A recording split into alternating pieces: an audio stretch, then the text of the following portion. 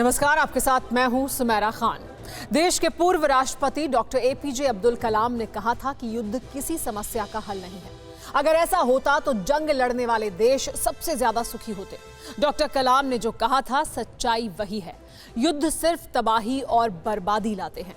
Ukraine को लेकर रूस और अमेरिका लड़ते हैं तो भी यही होना है। व्हाइट हाउस चेतावनी दे चुका है कि युद्ध में 50,000 लोग मारे जा सकते हैं। यूरोप पर भीषण एनर्जी संकट आ सकता है। दुनिया के कई देशों की इकोनॉमी पर इसका असर पड़ सकता है। अगर युद्ध हुआ तो उसका सबसे खराब असर पश्चिम एशिया और उत्तरी अफ्रीका पर पड़ेगा। कई देशों में राजनयिक अस्थिरता फैल सकती है। दूसरे देशों पर हमले की फिराक में बैठे मुल्कों का हौसला बढ़ सकता है। विवादग्रस्त सीमाओं का हल ताकत से निकालने की साजिशें हो सकती हैं। इन हालात के बारे में पूरी दुनिया जानती है। रूस और अमेरिका को भी पता है। तो फिर दोनों ने क्यों एक दूसरे पर तोपें तानी हुई हैं? इस सवाल का जवाब इस एक्सक्लूसिव रिपोर्ट में देखिए।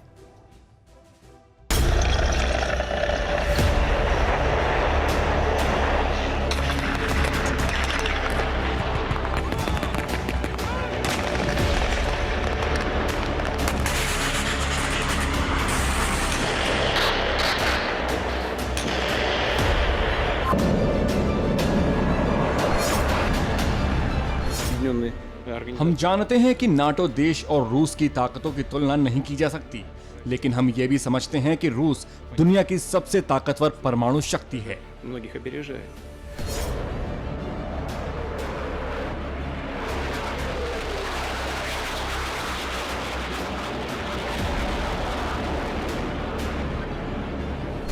बेतहाशा बारूद बरसेगा।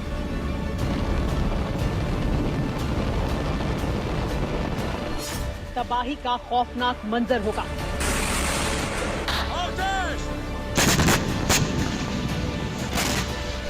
सरहद पर शहर में खेत खलियान जमीन मकान में तबाही ही तबाही होगी।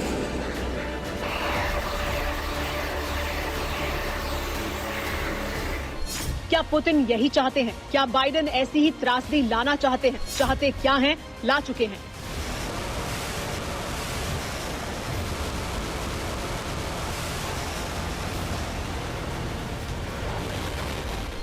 यकीन नहीं होता तो यूक्रेन की सरहद पर जमी बर्फ को रौंदते रूसी टैंकों को देख लीजिए।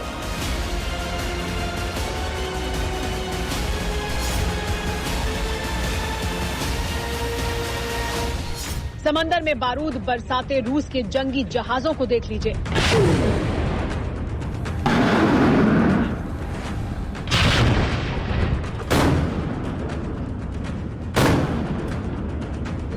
यूरोप के आसमान में गश्त लगाते अमेरिका के बॉम्बर्स को देख लीजिए और यकीन कर लीजिए कि मॉस्को ने अदना से मुल्क यूक्रेन के खौफनाक मुस्तकबिल का फैसला कर लिया। आप इसे माने या न माने, लेकिन अगर यूक्रेन नाटो में शामिल होता है और क्रीमिया को सेना के जरिए वापस लेने की कोशिश करता है तो पूरे यूरोप में युद्ध होना तय है। पुतिन की पलटन यूरोप को नेस्तनाबूद करने की तैयारी कर रही थी। सवाल यह है कि क्यों दुनिया को लगता है कि रूस जरूर हमला करेगा। जवाब 3 पॉइंट में समझा जा सकता है।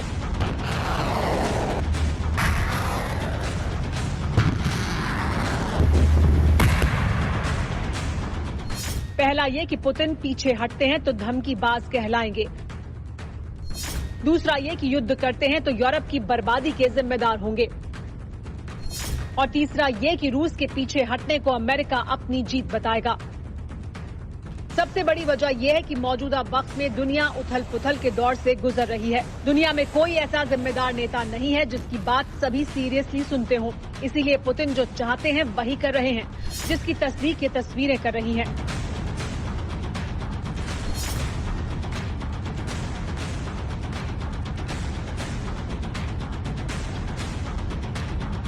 यूक्रेन बॉर्डर पर रूस के सैनिकों की तैनाती 1.5 लाख तक पहुंच चुकी है। पिछले 24 घंटे में रूस ने 30,000 और सैनिक तैनात किए हैं। यूक्रेन बॉर्डर पर रूस की फ्रंट टैंक गार्ड की तैनाती कर दी गई है। इस बीच युद्ध की आशंका को देखते हुए नीदरलैंड और नॉर्वे समेत दुनिया की कई एयरलाइन कंपनियों ने यूक्रेन के एयर स्पेस का इस्तेमाल करना बंद कर दिया है। इसके अलावा कई देशों ने अपने दूतावासों से गैर जरूरी स्टाफ को वापस बुलाना शुरू कर दिया है। अमेरिका समेत कई देशों ने अपने नागरिकों से यूक्रेन छोड़कर निकलने की अपील की है। यूक्रेन को लेकर अमेरिका और रूस आमने सामने हैं। दोनों को दुनिया की महाशक्ति कहा जाता है, लेकिन ये भी सच्चाई है कि रूस और अमेरिका के बीच हजारों किलोमीटर का फासला है। यानी दोनों देशों को एक दूसरे से सीधे तौर पर खतरा नहीं है, लेकिन अमेरिका और रूस ही नहीं, यूक्रेन के जंगी मैदान के कई किरदार हैं।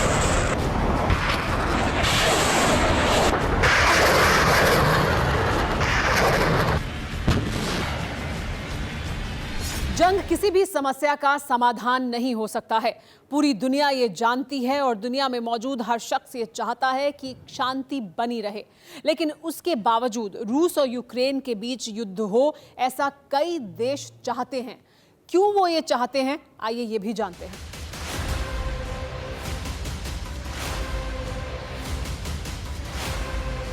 Победителей не будет. इस युद्ध में कोई विजेता नहीं होगा। यूरोप के देश अनिच्छा से इस झगड़े में घसीटे जाएंगे। आपके पास पलक झपकने का भी वक्त नहीं होगा।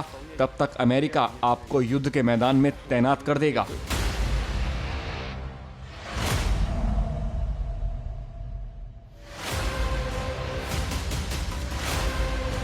अगर कोई भी विदेशी ताकत हमको आंखें दिखाने या दबाने की कोशिश करती है तो उसे चीन के 140 करोड़ लोगों की फौलादी ताकत से निपटना होगा। विदेशी ताकतों का सिर कुचल देंगे, खून बहा देंगे। Xi Jinping, Vladimir Putin, Kim Jong Un, Imran Khan, चार किरदार। चारों से अमेरिका होशियार, क्योंकि चारों का दुश्मन एक है। चारों तानाशाहों की तिगड़मी सनक, ठसक और हनक एक है, तो मकसद भी एक है, और वो ये कि अमेरिका को सुपर पावर की गद्दी से हटाना है। व्हाइट हाउस को बताना है कि अब एक नया दावेदार है जो दुनिया के सबसे ताकतवर मुल्क के ओहदे का हकदार है। इसलिए सबसे पहले बात रूस की ही करते हैं, चंद सवालों के साथ। रूस यूक्रेन पर हमला करता है तो क्या होगा? जिनपिंग क्यों चाहते हैं कि रूस कब्जा करे? किम जोंग उन का यूक्रेन की जंग से क्या फायदा है? कूटनीति अपनी चाल से चल रही है, लेकिन इस बीच रूस कोई रियायत नहीं बरत रहा है। यूक्रेन के चारों तरफ मोर्चा संभाल चुकी रूस की फौज हर दिन एक्सरसाइज कर रही है।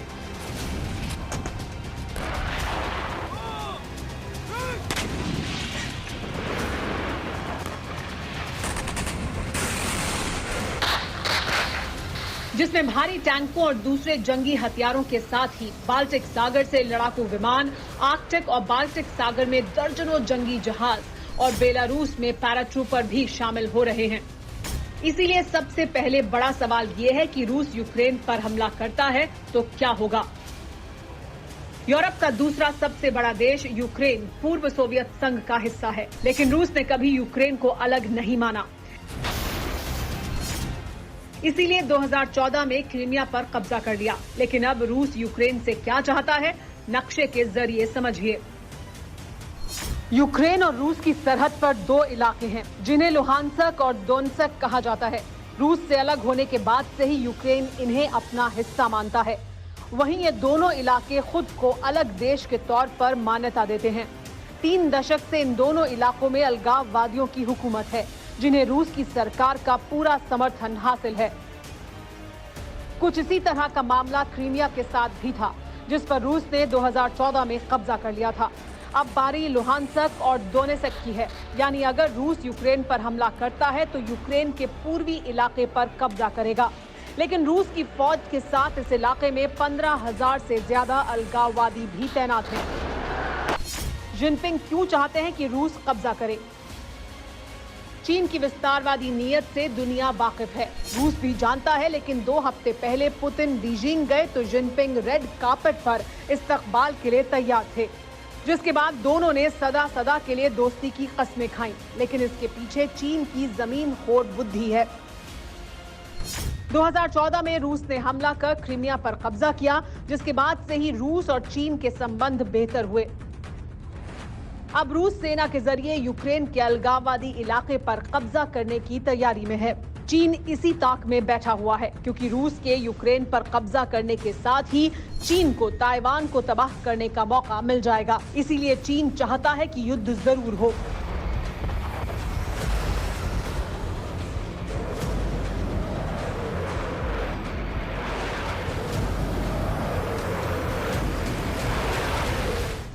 यूक्रेन विवाद पर अमेरिका का मकसद क्या है? अमेरिका और रूस के बीच 5,500 किलोमीटर से ज्यादा का फासला है। बावजूद इसके अमेरिका अपना घर छोड़कर यूरोप के बॉर्डर पर डटा है। तो दूसरी तरफ प्रेसिडेंट बाइडेन हर दूसरे दिन पुतिन को हद में रहने की चेतावनी दे रहे हैं। अमेरिका उसी दिन से इस यूक्रेन की पहरेदारी का भरोसा दे रहा है जिस दिन से पुतिन ने अपनी फौज बॉर्डर पर भेजी। सवाल यह है कि अमेरिका क्यों चाहता है कि एक बार रूस के साथ दो हाथ हो ही जाएं? जवाब इस तरह से है।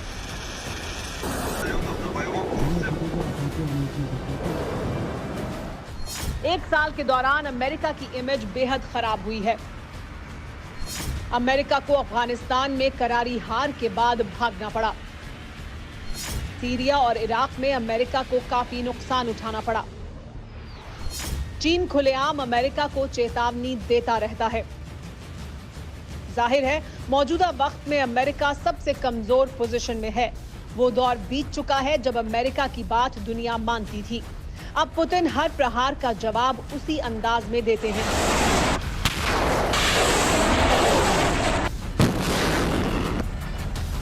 अमेरिका भी जानता है कि उसके खिलाफ रूस, चीन और पाकिस्तान मोर्चा बना चुके हैं। इसीलिए साउथ चाइना सी से लेकर ब्लैक सी तक टकराव नजर आने लगा है।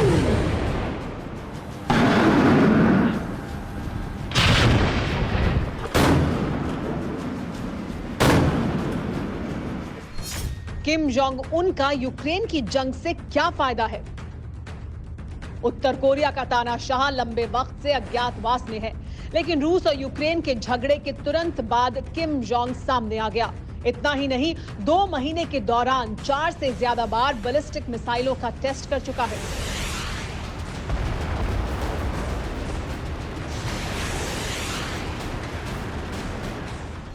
किम जोंग के साथ ही आतंकी मुल्क पाकिस्तान, उसका पड़ोसी ईरान जैसे देश भी एलानिया रूस के साथ आ चुके हैं। इसकी वजह भी है। चीन को ताइवान पर कब्जा करना है। किम जोंग को दक्षिण कोरिया से दुश्मनी निकालनी है। ईरान को अमेरिका को सबक सिखाना है। रही बात पाकिस्तान की, तो जिन्ना का मुल्क बेपेंदी का लोटा है, जिसकी औकात अपने माई बाप जिनपिंग के फरमान की नाफरमानी की नहीं है। लेकिन दुनिया इस फिक्र में है कि यूक्रेन की सरहद पर जो बारूदी जखीरा जमा है, उसमें जरा सी चिंगारी भी बड़ी तबाही का सबब बन सकती है। ये वो देश हैं जो चाहते हैं कि जंग होनी ही चाहिए, भले ही इसमें यूक्रेन जैसे शांत और तरक्की पसंद मुल्क तबाह हो जाएं।